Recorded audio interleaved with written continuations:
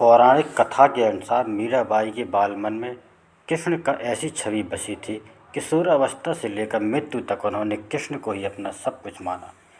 जोधपुर के राठौर रतन सिंह जी की इकलौती पुत्री मीराबाई का जन्म 16वीं शताब्दी में हुआ था। बचपन से ही वह कृष्ण भक्ति में रम गई थी। मीराबाई के बचपन में हुई एक घटना की वजह से उनका कृष्ण प्रेम अपनी चरम अवस्था तक पहुंचा। एक दिन उनके पड़ोस में किसी बड़े आदमी के यहाँ बारात आई। सभी औरतें छत पर खड़ी होकर बारात देख रही थीं। मीरा भी बारात देखने लगी।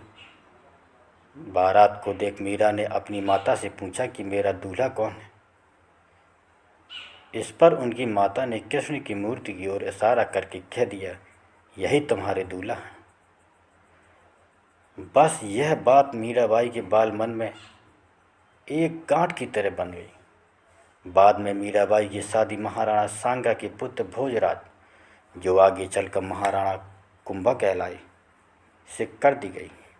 इस शादी के लिए पहले तो मीराबाई ने मना कर दिया, लेकिन जोर जोर से वह फूट फूट कर रोने लगी। शादी के बाद विदाई के समय वे कृष्ण की वही मूर्ति अपने साथ ले गईं, जिसे उनकी माता ने उनका दूल्हा बताया था। ससुराल में अपने घरेलू कामकाज के निपटाने के बाद मीरा रोज़ कृष्ण के मंदिर चली जाती और कृष्ण की पूजा करती, उनकी मूर्ति के सामने गाती और नृत्य करती। उनके ससुराल वाले तुल्या भवानी यानी दुर्गा को कुल देवी मानते थे। जब मीरा ने कुल देवी की पूजा करने से इनकार कर दिया तो परिवार वालों ने उनकी श्रद्धा भक्ति को मंजूरी नहीं दी। मीराबाई की ननद उदाबाई ने उन्हें बदनाम करने के लिए उनके खिलाफ एक साजिश रची। उसने राणा से कहा कि मीरा का किसी के साथ गुप्त प्रेम है और उसने मीरा का मंदिर में अपने प्रेमी से बात करते देखा है कि मीरा अकेले ही कृष्ण की मूर्ति के सामने परम आनंद की अवस्था में बैठी मूर्ति से बातें कर रही थी और मस्ती में गा रही थी।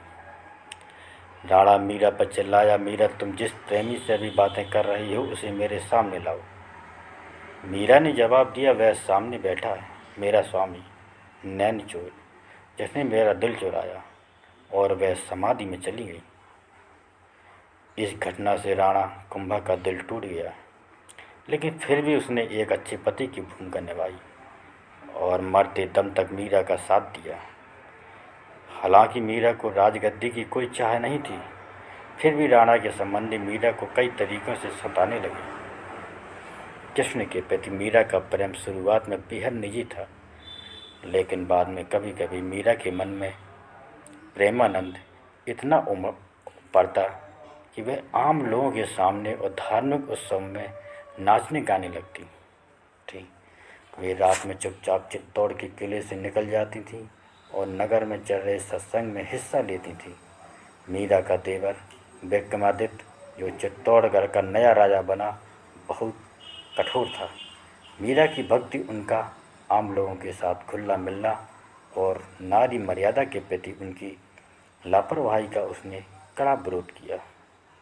उसने मीरा को मारने की कई बार कोशिश की, यहाँ तक कि एक बार उसने मीरा के पास फलों की टोकरी में एक जहरीला सांप रखकर भेजा और मीरा को संदेश भिजवाया कि टोकरी में फलों के हार हैं।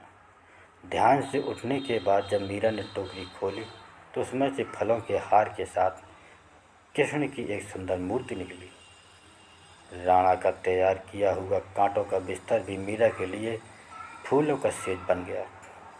जब मीरा उस पर सोने चली, जब यातना बर्दाश्त से बाहर हो गई तो उन्होंने चित्तौड़ छोड़ दिया।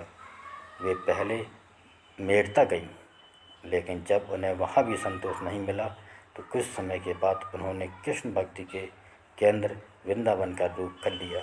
मीरा मानती थी कि वह गोपी ललिता ही है, जिन्होंने फिर से जन्म लिया है। ललिता कृष्ण के प्रेम में दीवानी थी। मीरा ने अपनी तीर्थ यात्रा जारी रखी। वे एक गांव से दूसरे गांव नाचती गाती पूरे उत्तर भारत में घूमती रहीं। माना जाता है कि उन्होंने अपने जीवन के अंतिम कुछ साल गुजरात के द्वारका में गुजारी। ऐसा कहा जाता है कि दर्शकों की पूरी भीड़ के सामने मीरा द्वारकाधीश की मूर्ति में समा गई।